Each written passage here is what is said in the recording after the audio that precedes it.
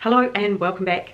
If you're new to my channel, I'm Deirdre, and today I'm going to be talking about how to style a capsule wardrobe with colour. Now, when I did my capsule wardrobe, I have to say thank you. I got the most amazing feedback from you all, and you loved it, and that was fantastic. But the one thing that kept coming up was, oh, but I can't do this because I love colour. And look, I understand that 100%, I really do. What I wanted to do today then was to say, well, let's take another look at the whole process, but see if we can do it in a way that gives you some ideas of how to feed colour and to combine the colours and work with colour the way that you want to, yet still keeping to that ease of having 60 different outfits in this much wardrobe space, which makes life so simple. And you can do it with colour. So, what I thought I'd start with though, in how to sort out a wardrobe that will work for you, is number one, how do you actually spend your time?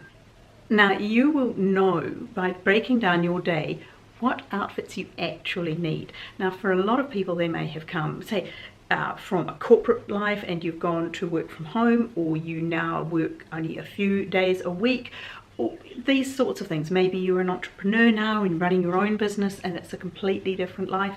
So your wardrobe would, for example, in that situation, would change from a city-based sort of wardrobe to a much more stylish casual outfit. So I thought, well, why don't I do what a sort of an average day would look like for me? I get up, put on my exercise gear because I prefer to exercise in the morning, and then spend basically an hour either at the gym or walking or doing something like that. Then back again, and often when I'm in those sorts of clothes, that's when I'll do those slightly messier jobs that you have to do, and then shower and change for the day. So I'm saying 2 hours in those sorts of clothes, and then say on an average day I would then work for 4 hours from home, so that's casual, in jeans and t-shirt and sneakers. And then perhaps if I'm going out for lunch, then tart it up a wee bit, not tarty, but you know what I mean, perhaps change top, put on a scarf, who knows, change shoes maybe. And so that's sort of more smart casual, back home for another 3 to 4 hours, and then perhaps after dinner go out to a movie. Depends who I'm going with. It can be smart casual, can be smarter casual, still fairly casual, and then back home and into my PJs. And if I want sort of a classic 8-hour sleep, then chances are I'd get in my PJs sort of an hour or so before and wind down for the day. And so that's sort of 9 hours in my PJs. I know, it's amazing. You think 9 hours in PJs, but it's true. Now, I'm not suggesting you spend percentage-wise what you've got on it, but I drew it up. I thought, well, hang on, what does this actually look like? So here we go. This is like 24-hour, it's a 24-hour clock, just marked and gradient around. So here we go. This is PJs. This is the top bit, that's just exercise. This is the casual day-to-day, and then the slightly smarter look, perhaps through the day or in the evening. For somebody working in a corporate office, this might have to be a corporate look, and for somebody who perhaps is a gardener, it would be gardening clothes, or a teacher would be the smart casual for teaching, would be out for this part. All of those sorts of things where you adapt that look, but if you break it down on actually how many hours a day do you spend wearing certain clothes, that gives you a pretty good idea of where you need to put your emphasis in your outfits. Step 2 is, what are your colours? And a lot of people have said that they have a lot of colours in their wardrobes, and how do you make those work for a capsule wardrobe? Well, I think the best advice I can give you is to go to your hardware store and you see these, you see a classic fan, this is a fan deck, but you see all of those colour chips that you can get for paint, and they're always tonal. For example, here's the green, but these are all different tones or hues of green, and they all work really well together. So you don't try to match, for example, if you say you've got a green top, you don't have to match the same colour, but if you can work within the family of those colours, or once again, if you like the strong burgundies and reds and those colours, you work in that tonal family. If you want to go really bright and go to oranges and yellows, once again, go through your local store and pick out a few that appeal to you or that are clothes that you have, and pick out and just the ones that have that variation down through the colour chip, and that gives you a very good idea of the sorts of colours that you can put together. Now that's one step. That's to work with a family of colours. Now the other step, you often hear this in interior design, people say, I'll start with the rug, or start with the cushion, or start with a fabric that you really love, and pick out the colours that work for you in that. So for example, you pick out a scarf that you love, and this one has, when you look at the colours there is everything from green and mustard, pinks, creams, blues and greens. Now these are the tonal colours. They're quite almost muddy. They're bright but without being psychedelic. Now if you wanted to go with a more pastel range of colours, once again this is another scarf. It's really full range of colours from the dark blue through to the creams and the whites, and you can see how all of these colours work together. So you could go through your wardrobe and pick out, sorry there's a noise in the background, just a minute, serves me right for trying to record with the door open. Minute I do it, somebody will start using some sort of saw. My point though with these is that you can pick out colours in your wardrobe that work the way that these colours work in this scarf, for example. So you could have all sorts of neutrals mixed with all sorts of brights, and it just goes on and on. Here's another one. This one, you layer all, you've got everything coming down from the creams and into the blues and the purples and into the pinks and the peaches and the almost goldy yellows, and it works really well. So if you've got any things that you like and love, this is just a little beach wrap, but look at the colours. So if you're a really bright colour person, once again, you find something that gives you the tones and the hues that you like, and you can then put those colours together by using that scarf as your template, as your palette, and you know that they'll all work together because you've seen them together in another piece. So that's the first sort of way of working out your colours.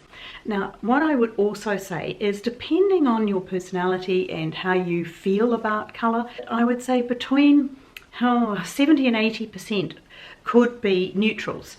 For example, a good background, so like in this one it's that cream between the stripes, and where you see it in the softer neutral tones through here, and then added onto it are the bright ones. Now that's one way of working your wardrobe really well, is to have say 70 or 80% that could be neutrals, could be the dark navies and the black pants, or the fawn, the sand colours, these sorts of things, and then you've got 20 or 30% that could be the brights, the pop of colour, the red, the green, the working through that. Now if that's not working for you, or even if it's giving you some good ideas but you're still not sure about how to put it together, here is the best trick ever. Go onto the website of your favourite brand, whatever that is, an Everlane, an H&M, an Arquette, Whistles I use a lot. Then you go into the search bar and you put in green or pink or red or colour that you want to find out how to use in your wardrobe, and what will come up will be perhaps all the green jumpers and the green jackets and some pants and some skirts and dresses. But what you will get is how they style them with other items, how they put them together with neutrals, with tonal, as I said, with in terms of if you're looking at colour chips, how they would use perhaps the blues, the dark blues with the lighter blues, with a different sort of look for the shoe, and what would sort of shoes and bags and scarves would they put together. So your favourite website for clothing will become your way of curating your own wardrobe. Now the other way is to broaden your ideas a bit. I know years ago Colour Me Beautiful, which I'm sure is still available, was a very popular book and sort of series of ways to go about picking your colours depending on your skin tone, your hair and all of that sort of thing. You would be a summer or a winter or a spring, and the colours would go accordingly.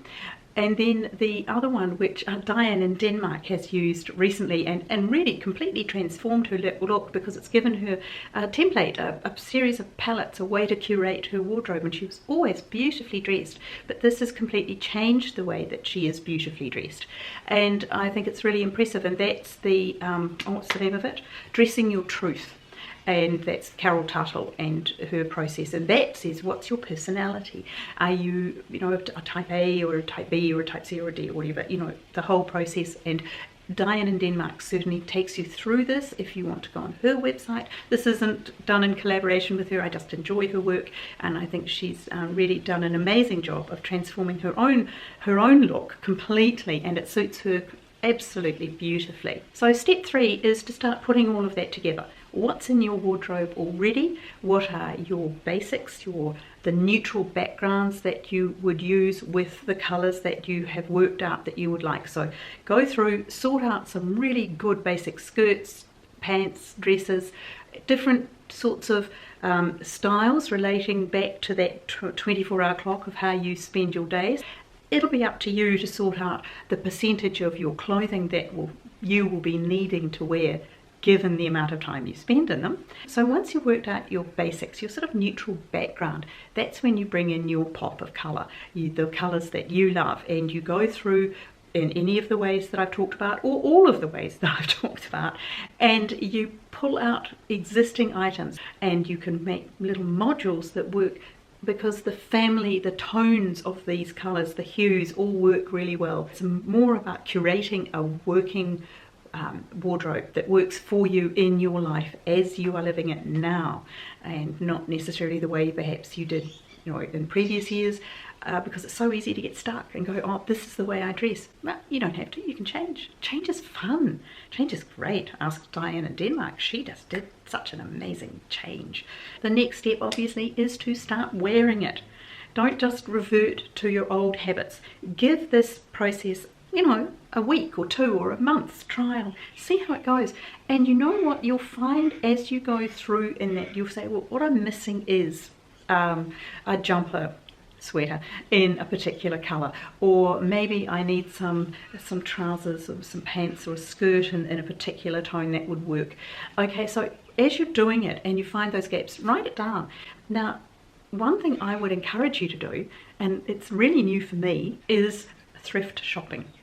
Finding pre-loved items. These days it's less thrift and more the sustainability side of pre-love. You can pick up excellent brands in near new condition items, like coats and jackets in particular. And some of them have barely been worn. Some will still have the tags on them, but you'll get an 80% reduction in the price. So even if it's like new, and some of them are, I think that second-hand thing certainly makes them more affordable. But it isn't even just the affordability, it's that as a planet, we can't afford to keep doing what we've been doing. And I know a lot of you are with me on this. And also, just because we weren't raised, a lot of our demographic, we weren't raised in the fast fashion era. We bought our coat, and that was the coat we wore in winter. We didn't have 3 or 4. So that is certainly part of it for us. It actually fits more with our upbringing. I think that for many of us it's a new thing to think about buying secondhand.